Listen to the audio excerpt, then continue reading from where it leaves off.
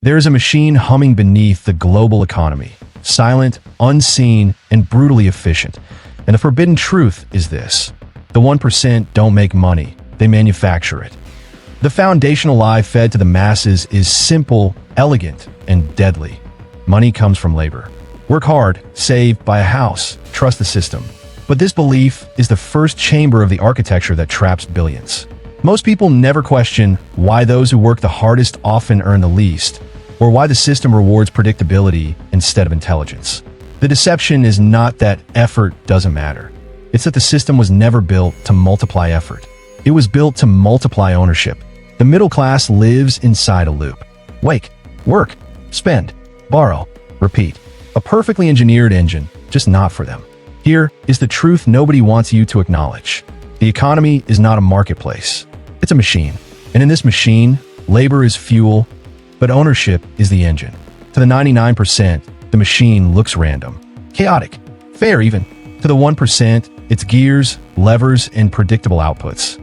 This is why the wealthy never chase money directly.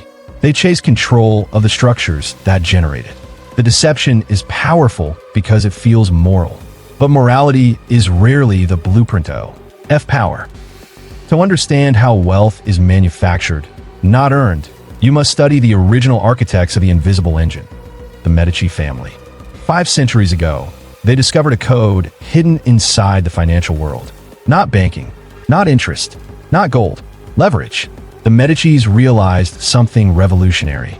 If you control the flow of money, you control the power that money creates.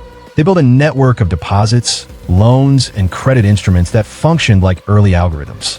Each transaction spun the gears of a machine that grew without requiring labor. Their wealth did not come from working harder.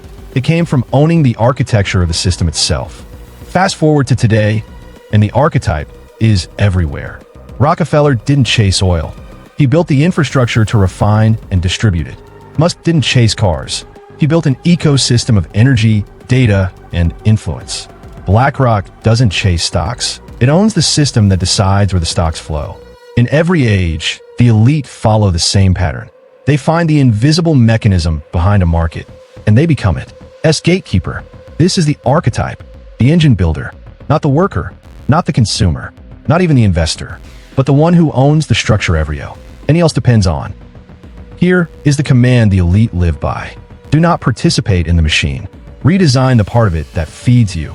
The average person asks, how do I earn more? The sovereign mind asks, how do I build a mechanism that earns in my absence?